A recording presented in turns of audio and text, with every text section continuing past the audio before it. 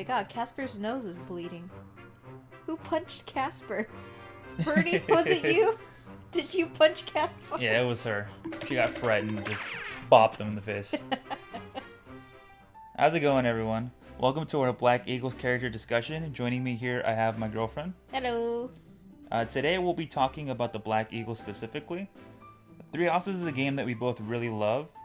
And so, in this video, we wanted to talk about the characters, what we like about them, what we don't like about them, if that applies. Just kind of giving our general opinion. Just for reference sake, I've beaten this game 6 times now. Twice on Crimson Flower, twice on Silver Snow, and then once each on Blue Lions and Golden Deer. So I feel that I'm pretty familiar with the characters. How about you? I've played through Blue Lions was the first route. I played through Golden Deer. I haven't completed Black Eagles. I reached the point just pretty much right before the time skip, essentially. I just got caught up with real life stuff because I tried to play all of it in its entirety the day it came out. But then I had to go back to work, and then ever since then, it just kind of escaped me every single time. Yeah, you kind of got distracted by other stuff probably, right? Pretty much, yeah. It tends to happen. Quick disclaimer for anyone watching this. This video will contain spoilers for all of Fire Emblem 3 Houses. That includes all 4 of the main routes, which are Crimson Flower, Azure Moon, Verdant Wind, and Silver Snow. And likewise, everything that happens in those routes will be taken into account. So I know that some people may have only beaten, one route, maybe 2, and so there's certain things you may not have seen or heard before, but I will be taking into account everything, and I will try to kind of be as unbiased as I can, at least in terms of, because I've seen all the routes, I do have a full picture of what's going on and what characters are supposed to be like. And then the last disclaimer is that characters, events, and designs from Fire Emblem 3 Hopes will be covered in a separate video. Currently, when we're recording, that game isn't out yet. There is a demo, but I'm personally just waiting until the full game is out. And I think that it would be better to just wait until we've played it before we comment on anything that goes on in that game or that comes from that game. Because I am aware of a couple things that are different, so it'll get its own video. Don't worry about it. So first off, we have Edelgard. I mean, I already know what your opinion is of her, that she's your favorite. Yeah, of course. You know that. Yeah, I mean, you kind of make it very obvious. Do I? I've seen your fake account. You have so many plus 10 versions of her. I do. And I think there's currently 4? I think there's 4 or 5. I currently have 3 of them at plus 10. I'm still working on, the Fallen Edelgard. So, I'll get there. I'm like at plus 7, so yeah, I'll get there soon. You're gonna torment everyone else that you run into. I mean, I don't do it to torment people, but it's a nice little bonus. Okay. Yeah, so like you mentioned, she is my favorite character in the game. She's the... Black Eagles is the first route that I actually played. I just figured... To me, it kind of seems like she's the most important character, at least before I played it. So I was like, I'm going to follow her story and see, what her deal is. And having played it, I immediately kind of was able to realize where it's like, okay, she definitely is one of the most important characters, because she's really the one that drives the plot forward, right? Without her, the plot and the conflict doesn't exist, which, you could say that's both a good and a bad thing, right? Because the conflict isn't exactly great. People do end up dying. But on the other hand, if there was no conflict, there'd be no story. So, I do think that's a very positive aspect of her, where she's just inherently very interesting because she's the main driving force of a lot of the events that happen in the game. And you did mention that Black Eagles is the one route that you didn't play, correct? So that would also include Silver Snow then, because you have to play Black Eagles first. Get to the church route, yeah. But, for you, not having played Black Eagles all the way through personally, you are somewhat familiar with Edelgard at least, because you did play at the beginning, and you did get to see her a bit on the other routes, because she is the main villain on every other route. So what are your opinions on her as a character overall? I mean, even if I didn't personally play the rest, I just know based off videos, because it was so long after when I just lost a chance to play it that it was inevitable that I would just come across a video or just clips and screenshots showing spoilers. Yeah, of course. So at that point I was like, oh well, might as well just go into that route of just getting spoiled, basically. Yeah. So I do know a little bit more. Of course, I don't know all the full details for the route because I didn't personally play through it. But Edelgard, she is the reoccurring character for every single route. Like, she's always there. Yeah. You can argue that Dimitri and Claude are also there as well, but in terms of their importance to whichever respective route that I'm talking about, it can vary in terms of exposure and importance on their part. Yeah, I would agree. Whereas I feel like for Edelgard, like you said before, like she's very much the driving force behind the conflict. At least the biggest conflict of the game itself. Every route has their own kind of inner conflict, right? Yeah. With Claude, right? Like it's his own kingdom and stuff like that too. And Dimitri, being Dimitri. Yeah, he has his own personal inner conflict.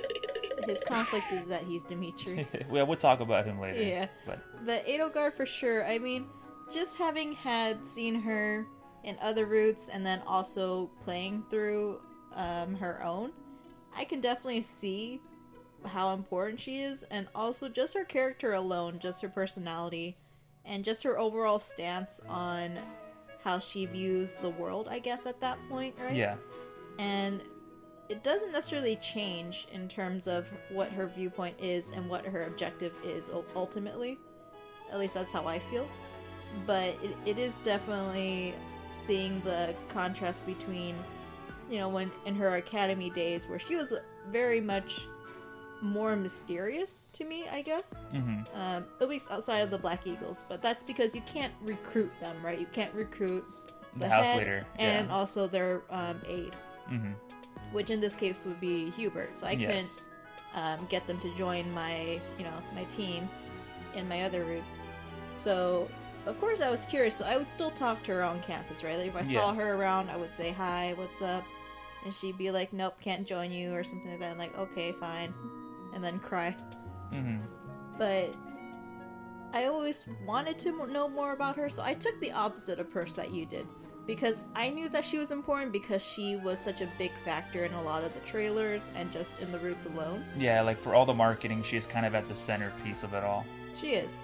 And so because of that, I wanted her to be the last one because I want to get kind of the little things out of the way, I guess, so I can focus on, because hers feels like the most expansive one, the most like kind of more critical in depth of what the plot should have been. Mm-hmm. So I wanted that to be last because my idea is that like if I have the best first, the other ones are gonna seem so tedious to me. Yeah. At least that's my personal way of thinking through it. So, but I do wish I had finished it because I do like her character a lot. Yeah. And so what you were saying, right, is that she seems very mysterious, especially in the other routes. Because when you do play Black Eagles, you're able to support with her, obviously, which means that you get to learn more about her, and she does open up to you as you progress your supports, and you find out a lot about her that you would never find out in the other routes, right? No, being her origins, right? The reason that she has white hair, right, is due to the experiments that were done to her, which, you know, resulted in her having a crest implanted onto her, right? So these are things you wouldn't know in the other routes. No, you would just think anime, and that's it. Yeah, if you played the other routes without playing hers, and you didn't find out from someone who, like, told you read it online, right, you might just assume that she just has white hair, right? But in actuality, you know, she has brown hair, and I do believe you get to see that a little bit when she's a little kid during a flashback. Yeah, you see that in Dimitri's route, Yeah, in Dimitri's route, yeah. So that might give you a little tip as to, like, something went wrong or something happened, right? But you don't get the full picture as to, like, what exactly is her deal. And I feel that in the other routes, you also don't really get a full understanding of why she's so insistent on kind of changing the order of Fodlan, right? And usurping the church and whatnot. Because definitely in the other routes, she definitely seems a lot more of just like a warlord, like she just decided to start taking over. At least in the kind of the beginning leading to the time skip, at least, because you don't really get that feeling of warlord while she's an academy student. Yeah, of course. Like this all kind of comes to a fruition, right, during the that scene in the Holy Tomb, you know, the chapter when Byleth goes down there to sit on the throne to try to get something, you know, related to Sothis, maybe fusing back with Sothis. It's all part of Rhea's plan, which we'll talk about more about that later. This is supposed to be mainly focused on Edelgard, right? Mm-hmm. But that's really the moment where it's like her real motives kind of start to really come to fruition, right? Because as we all know, right, she was the Flame Emperor the entire time, but you're not really supposed to know that. You might get kind of suspicions, but she kind of does a really good job of keeping it separate, right? Like, Edelgard is here, she's like this preppy schoolgirl, future emperor, right? And her real motives, she mostly keeps it to herself, right? Hubert's well aware of it. But he's mysterious too. Yeah, he's very mysterious. Like, they pretty much just keep it all under wraps. But when you do play Black Eagles, she does open up to you a bit, and she definitely kind of tries to get you on her side, right? She can't reveal her full plan to you, but, you know, just the way that things work out, she's hoping that when it does come to fruition, that you will side with her, which, if you do, you know, play the Black Eagles route, you have the option of siding with her or siding with Rhea, right, and with the church. Mm-hmm. And I always thought that was really interesting about the Black Eagles route, is that there's a true route split, right? Because with the main three routes, right, at the beginning of the game, you're presented with the option of joining the Black Eagles, the Blue Lions, or the Golden Deer, and you're stuck on that route, right? Yeah. Except on the Black Eagles route, you actually get to choose whether you want to stick with Edelgard if you meet certain conditions, or you end up siding with Rhea, right? And then you're just led into a different route for part 2 of the game, which I thought that was really interesting. I always did like that about the Black Eagles route. One thing I didn't like about the route so much is that it's kind of unfinished, it feels. It's about 4 chapters shorter than all the other routes. I believe it ends at chapter 18, whereas the others end at chapter 22. It's missing like a couple cutscenes that the other versions have equivalents to. Like, I believe there's no cutscene for when Byleth meets Edelgard for the first time after the time skip. Oh yeah, because that was a big thing in the other routes, like yeah. You do get a CG, but I believe you don't get a cutscene, whereas you do get a cutscene for the other routes. So it definitely feels like a little unfinished, especially the epilogue, right? Because since you didn't play it, you may not know this, but at the end of the Black Eagles route, the Agarthans, right, those who slither in the dark, they're left undealt with, right? Because the game ends once Rhea is beaten, but those who slither in the dark are still out there, right? Yeah. And you just get like a little text crawl on the screen saying that after the game ended, Hubert like led a campaign to destroy them, right? But you don't actually get to play through that. You don't get, you know, the chapters where you actually do that, as opposed to in Claude's route in Golden Deer. You actually do get to fight them, right? You go into that weird dubstep techno place with underground place, and techno music. You fight against Nemesis at the end, right? It was just very weird. Yeah. So it's like, it did feel a little unsatisfying that you don't get to deal with them properly, and you just have to take the game's word for it that Hubert took care of it, which I would have liked to play through it, but, you know. It kind of felt more like where Edelgard's route was more or less the true one, right? Again, saying that true route thing. And it kind of felt like for Claude and Dimitri, they kind of like took apart Edelgard's to make their own. So that way they can kind of finish with parts that otherwise would have been part of hers. Yeah. So that way they just kind of have a chance about being important to the plot. Hey guys, Editor Dev here. There's something I wanted to add to what my girlfriend just said about taking parts of Edelgard's route and jamming them into the other routes. I forgot to mention this while we were recording the video, but Silver Snow was the first route that was developed, and it did influence the direction the developers took with all of the other routes, including what content they choose to put in them. I don't think that they took pieces out of the Crimson Flower route, but there's a lot of evidence that leads me to believe that the development of the game had to be rushed for time, and that things either had to be cut or weren't able to be fleshed out fully. There's a ton of cut content, including fully voiced lines of dialogue, and there's a lot of copy and pasting between Silver Snow and Verdant Wind. Crimson Flower in particular feels like there was more planned, considering that throughout the entire route, it's constantly mentioned that those who slither in the dark will be dealt with after the church, but it doesn't really amount to anything other than a few lines of text in the epilogue. I think this probably was cut for time. That's what I think, at least. Let me know in the comments below whether or not you think the game may have been unfinished. Anyways, back to the discussion. Because again, we talked about where it's like, yeah, Dimitri's important somewhat, where it's like he was part of her childhood, and you know, he's also part of the royal family for his nation that he's from. Cloud is also of royalty as well, but we talked about too, where Cloud could be missing from the story. Nothing would change, unfortunately. As much as unfortunately, yes, overall things wouldn't really change if he were to be removed for the most part. But Edelgard, though, you can't remove Edelgard. Yeah, if you remove her, you have to come up with a different plot, because then the rest of the game can't happen. Exactly. And then I think we did briefly touch upon this, right? Her motivation, right, being that she wants to overthrow the Church of Saros because she hates the crest system that she believes that Rhea and the church are propagating, right? The whole system of, you know, people that are born with crests are just inherently more valuable than those that don't have them, and kind of it creates a lot of conflict, a lot of strife, a lot of... It's because the gap between, because typically what happens with those with crests is that they end up in a family of nobility. Yeah. And then the gap between the common folk and nobility just keeps growing wider and wider. Yeah. And the disparity between the two, it causes nobility to look down on common folk.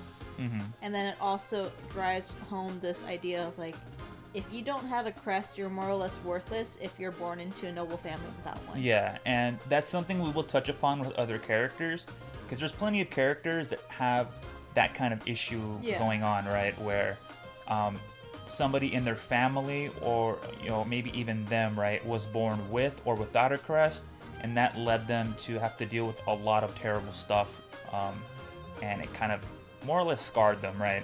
And it's all because of the crest, right? If the crests weren't so important, or if they didn't exist, at least in Edelgard's view, the world would be a better place. And so she wants to create a Fodlan where crests don't play any role in your place in society, right? It's all merit-based.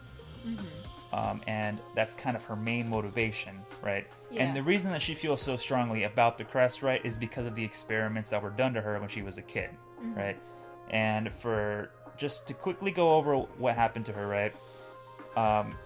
Back when she was younger, right, her father being the emperor of the empire, he was overthrown, right? It's referred to as the Insurrection of the Seven, referring to the 7 noble houses of the empire. So he did not get a new group. He did not get a new group, right? They robbed him of his group. They threw it off, right? And, you know, the people that spearheaded this insurrection were her uncle, Arundel, as well as Ferdinand's father, who is the prime minister. Correct? And then, you know, throughout this insurrection, there isn't too many details that we get as to like what exactly happened, because I guess it's all before the game. Yeah, it's all before the game starts. You know, maybe the details aren't too important. More so, the important thing is the grand picture. The end result. Yeah. The end result, right? The fact that her father was overthrown. He was still the emperor, but his power was kind of stripped from him. It was just entitled, basically. Yeah, he was just emperor entitled, pretty much. He didn't actually hold any power at all. And all the power went to the prime minister and Edelgard's uncle, who was more or less the one actually controlling everything behind the scenes. More or less Shadow Emperor. Yeah. And then during this insurrection, it stated that her uncle took her to Fargus, right, for her protection, right? Yeah. And during this time, around this time, right, this is when she met Dimitri. Yeah. Her mother also went to Fargus, but she didn't know that her mother was there. You know, her mother got married to Dimitri. That's a whole other thing we'll talk about during Dimitri's bit. But got married to Dimitri. Got married to Dimitri. That's what you said. Oh, my bad. I meant that. You know, Edelgard's mom got married to Dimitri's father. No. No. Yeah. So Edelgard's mother, right, got married to Dimitri's father. Oh yeah. Yeah, and she became like the second queen consort, right? But we'll touch upon that more on Dimitri's slide, which will be in a different video. Yeah. But shortly afterwards, right, like she had a short little meeting with Dimitri. They became friends. You know, Dimitri gave her a dagger. It plays a kind of a bigger role in the Blue Lions route. I don't think the dagger really comes up at all in the Black Eagles route. But it was around this time where she was more or less imprisoned and experimented on, but it wasn't just her. She had 10 other siblings who were all also imprisoned and experimented on. And the experiments were to try to graft a crest onto people that don't have them, essentially. But, I mean, I guess it's not necessarily people don't have them, because Edelgard already had the Crest of Saros. Wasn't it, like, even those with minor crests, like, they were trying to put a major crest on them? Yeah, in general, they were just trying to input, I guess, graft crest onto people, right? And in her case, they grafted the Crest of Flames onto her, right? I guess specifically what their main goal was try to make a crest, because the crest that they implanted on her, it wasn't an actual, like, real crest that she was just born with. No, but it was a real crest, right? Because the Crest of Flames is the crest of Sothis, which is the same crest that Byleth has. And we'll go into Byleth's whole deal during, his slide. But yeah, the Crest of Flames, which is not something she was born with, was implanted onto her. And as a result of these experiments, her hair turned white, it lost its color. Her lifespan is shortened. It's not a huge emphasis that her lifespan is shortened compared to somebody like Lysithea, right? But, these are things that occurred to her. All 10 of her siblings ended up passing away as a result of these experiments. And she probably only survived because of the fact she already had a crest. Yeah, possibly. Like, we don't know if her other siblings had a crest or not, but she's the only survivor, and you could speculate that it's because she already had a minor crest. Or just because she's that strong. Like, who knows, right? Like, Could be both, yeah. It could be both, right? But, it's for these reasons that she's so fervently against crests and just hates the idea of crests. And this is what leads her to her logic where she wants to overthrow the church because she believes the church is the one propagating the system, which she's like half right, half wrong. Yeah. Like, she's not wrong that the church plays a huge role in the state of Fodlan as it is right now. They are more or less where crests are derived from. Yeah. So. Yeah, but, of course, she's not perfect. She doesn't have the full picture. There's vital information that she's missing, which... Well, that's only because the church itself holds so many secrets. Yes, that is correct, right? Like, there's no way she could know the full truth. The truth she thinks she knows comes from the first emperor of the empire, right? Who knew Saint Saros personally. Yeah. And so this is all info that passed down. that the first emperor passed down, right?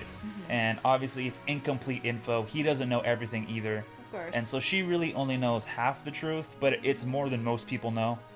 And so this leads her to think that the church is the one, kind of propagating the system, and that it's all the church's fault, that Rhea's the one doing it, that if she were gone, things would be better.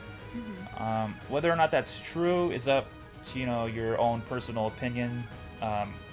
There is both good and bad to the current system, right? Likewise, there's both good and bad to the new system that she wants to put into place. And, you got to also argue that starting, a war across the entire continent is not the right way to do it. But, regardless of whether you agree with her or not, this is the conclusion that she came to. And because she's so headstrong and determined, right, she has an unbreakable will, nothing can stop her from trying to set this planet in motion. And, overall, I just think that she's such a interesting and just such an interesting character, right? Because she's very unusual for what you would call a protagonist, right? Because even though she's the antagonist in 3 out of the 4 routes, she's still one of the main characters, right? She is in the same place as Dimitri and Claude as like one of the 3 characters you can align with. And I find that, for someone like her to be one of the main lords is very rare in Fire Emblem. Usually the main lord is always, very good, very noble. They're objectively the good guy, right? They're always trying to fight for my friends. Yeah, they're trying to fight for their friends, right? They're Ike, they're Crom, right? They're Marth, Eliwood. They're always in the right. They're a righteous person. You can't disagree that they are correct, right? And that the villain is wrong. In her case, she can either be a protagonist or a villain. And I mean, anti-hero. Yeah, that's a thing too. like overall, I think she's more of an anti-hero, and I just think it's fascinating that we have a character like this as one of the main characters. Because it's not very common, not just in Fire Emblem, but in games in general, where, one of the main characters, the character that, in Fire Emblem, right, your lord is the main character. If they die, the game ends because they're the main character. And so it's very rare for a main character to be an anti-hero, especially to this degree, right? Where in all the other routes, she's arguably the villain, but she's more of an anti-hero villain, right? Because she's not actually trying to, do terrible things just for the sake of being terrible. She does have, logical motives. You can understand her reasoning. Whether or not you agree with them is another thing, but it's she has justifiable reasons for why she wants to do what she wants to do, right? And I just think that's such a fascinating thing that we have in this game, and it's honestly part of why I like it so much. I feel like if she weren't in the game, I wouldn't hold it in as high regards as I do. There wouldn't be a game. Yeah, there wouldn't be a game. There was no right? Edelgard. I think she's the perfect villain for the game, right? Because for the most part, she is the villain, right? She is the one that starts the war. In 3 out of the 4 routes, she is kind of the overall main antagonist. And I think she's just the perfect antagonist / anti-hero character for this game. I think that it just adds so much intrigue to it. I mean, we can argue though, right, where even if she has all of this knowledge, if she had just sat down, done nothing, said nothing, everything just plays out the way it does. Yeah. Eventually, over time, something like this probably would have happened anyways, regardless. And I think it was just because of the time and place that she took her actions that everyone can just point to her being the reason for why things are bad. Yeah. But arguably things could have been worse if someone tried to do her same exact methods, but later on in life, where things have just become so much more integrated into, the whole crest system and then the valuing of someone's life because of that. Yeah. And also, we could argue too that, the group that hides in the shadows, right? Yeah. They could have already grown so much more and then gained so much more support and power just behind the scenes. Yeah.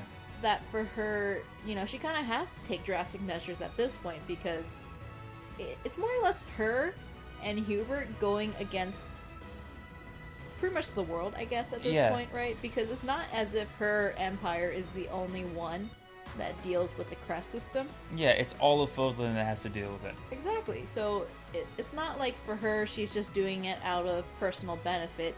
It's because there might be some personal gain to it in terms of, I went through these terrible things. There's probably thousands more that have gone through terrible things as well. Maybe not the same exact manner. Yeah.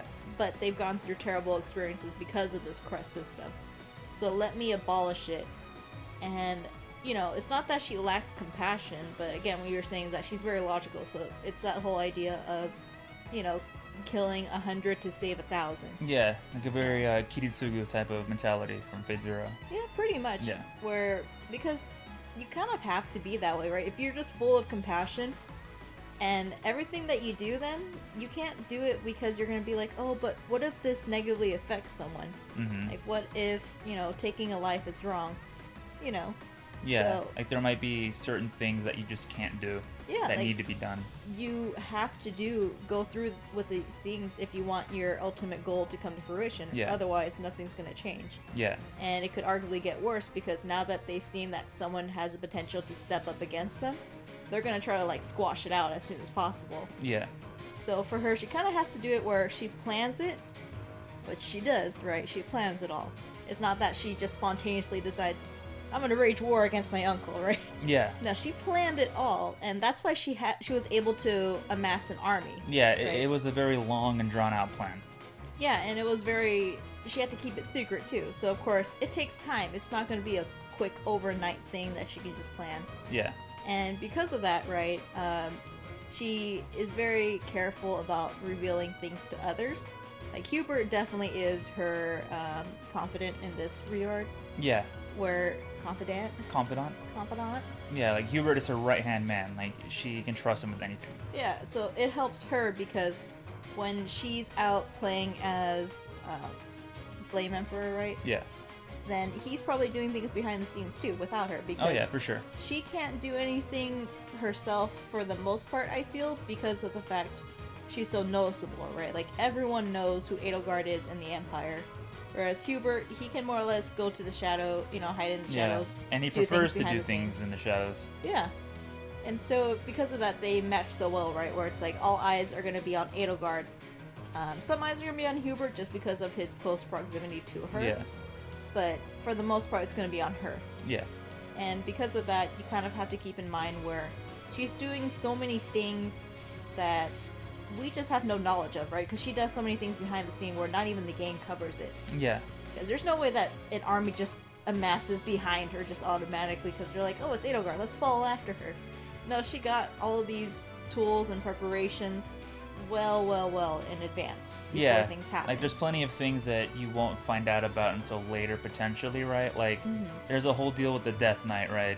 He's gonna get his own entry in a later video. But there's this whole backstory with the Death Knight, right? And she was able to recruit him years and years ago, right? And, it's through her influence as well as connections to her uncle that, got him the job at the monastery as, Yuritsa, the teacher, the fencing teacher. And this was all part of the plan, right? It's like recruiting all these people, years and years back, right? Kind of, like you were saying, amassing an army. Like, it doesn't just happen overnight. This is a plan that's been in the works for quite a while now. And because of that, like, I can only applaud her, right? Where I'm sure she's taken her out. It's not that she just goes, let's go to war. She probably considered other routes of like, okay, is this the best option we can do with the least amount of sacrifices? But even then, even if it was a matter of lesser sacrifices versus necessary sacrifices, she would go for necessary ones. Yeah, because at least for her, for sure, there's a sense of urgency, right? Where it's like, I don't know that she tried everything to avoid any casualties, but it's within her limits, at least. Within her limits, because she didn't cause unnecessary casualties, right? But for her, it's so urgent that this gets done that it's very much like we talked about, the character Kiritsugu from Fate Zero, where, if 1,000 people need to die to save 100,000 people, then so be it, right? Like, I'm not happy that I have to do this, but I have to do it, and so I'm not going to have any regrets about this, right? And, some people might see that as cold, and you could argue that that's true, right? That she's cold and callous, which, you can argue that she is, right? But you kind of have to be in order to be in a position of power, though. Yeah. To a degree, at least, right? But she isn't without compassion, right? Like, everyone in the Black Eagle's house, she does consider them a friend as much as someone in her position can, right? Because she doesn't want them to be too close because of what she has to do, right? Like, she can't. And she mentions it herself, like, she's afraid of getting too close to people because she knows that what she's about to do is going to require her to pretty much go to hell and back, right? Yeah. And she doesn't think that anyone will follow her. Other than Hubert. Aside from Hubert, right? Yeah. Who is 100,000% dedicated to her. He's the one laying out the red carpet for her going into hell and then coming back, so. Yeah. But like I was saying, like, she's not just completely lacking in compassion. Because one thing that anyone who hasn't played Black Eagles may not see is that, so after Byleth comes back from the 5-year time skip, right, when he or she, they are knocked into a coma, right? Yeah. In all other 3 routes, right, the Silver Snow, Verdant Wind, and Azure Moon, Edelgard is winning the war, right? Yeah. When Byleth comes back, she has been steamrolling throughout the course of the war, right? The whatever side that you had aligned with is up against the ropes, right? Byleth coming back is the only thing that saves them from certain doom, right? Yeah. Whereas in the Crimson Flower route, post time skip, everything is at a stalemate. And the reason is that in the Crimson Flower route, Edelgard refuses to use beasts. She refuses to use the tools that the Agarthans want her to be using, right? Which is, turning people into beasts, because that's kind of their whole thing. Yeah. She refuses to do that, which causes her to be a stalemate, right?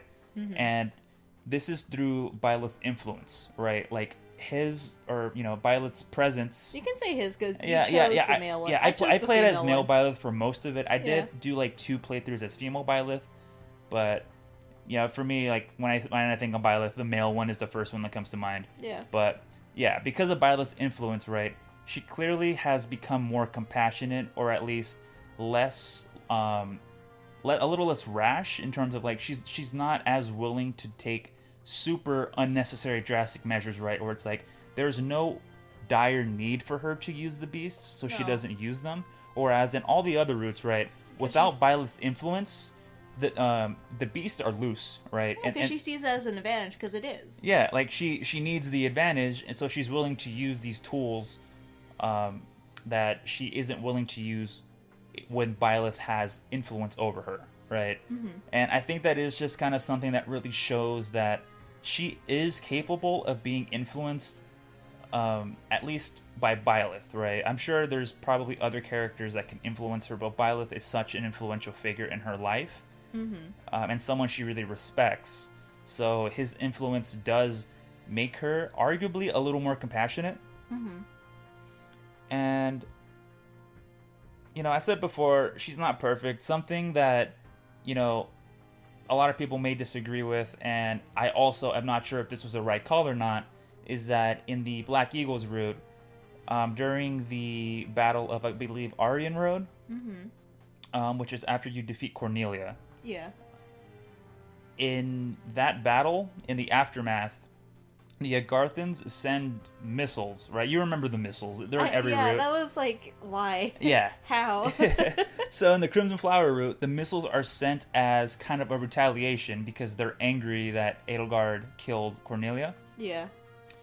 And Edelgard lies to the rest of the army, including all the Black Eagles, and tells them that the church did it, right? The church is the one that caused this explosion. Mm-hmm. And she does this because she doesn't want to cause unnecessary panic, right? Because if she were to explain that it's actually the secret organization, it's like suddenly it's this whole other thing you have to explain.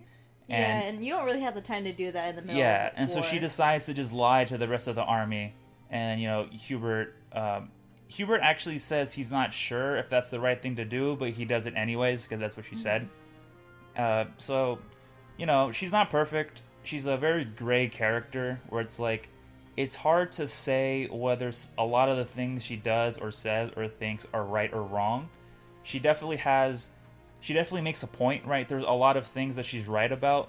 Like, you can't argue that the crest system isn't total garbage. Mm. There's so many characters that have suffered deeply because of it. But on the flip side, right, a lot of the actions she takes are arguably not the ideal thing to do. Yeah. But, that's why I think she's such an interesting character, because you can have this discussion about her where, it's really hard to come to a solid conclusion as to whether she's right or wrong. Mm-hmm. And I love characters like that. I feel like kind of going in her defense, right, of her not being perfect. Yeah. Where it's like, we talk about the choices that she makes whether or not they could be discerned as right or wrong in the situation, morally correct or not, or maybe ambiguous. But at the end of the day, it's her that has to make decisions where it's like, she can't just be like, I don't know. Well, like, the magic 8 ball, right? Like, try again later. It's like, you can't do that as someone in her position, right? Where even if she wasn't the Emperor as an academy student, she more or less had to act as if she was going to become the Emperor, because if her plans do go through, that's the position she would end up as. Yeah. She would be in a position of authority. So, at the end of the day, she has to make decisions, and, it's like a matter of, at that point, right, when she lies about the missiles and stuff like that, it could be just that at that moment, that's all she could come up with, because, again, when you're in the middle of war, you don't have time to think about how to phrase things. You kind of have to just think on the spot, right? Yeah. And who knows, maybe that was also a matter of, like, for her, kind of more ammunition to get her side more riled up against the church, because ultimately that's who she was going up against, right? Yeah. So it helps her cause, while also kind of delaying the inevitable of, like, needing to reveal that this secret organization exists. Yeah. Because it is going to sound a little weird to, like, her, soldiers, right? Where it's like, don't worry, I know who it is. It's a secret organization that works in the shadows. We'll deal with them later, but for now, I need you to stay focused. Not even that. It's just like, they're gonna think she's kind of insane. Like, there's an if this actually was true, why didn't you tell us earlier? Like, it's understandable why she feels the need to hide the truth about that. Yeah, right? Of course, like, there's the chance that, well, not the chance, more so than she could have just been considering that. Of course, she'll bring it up later, but it's a matter of what's important right now. Yeah. Because at this moment, the focus is not that group. The focus at this moment is trying to get through this war. Because she is gonna deal with them, as you already explained, with Hubert and the after credit stuff like that. Yeah.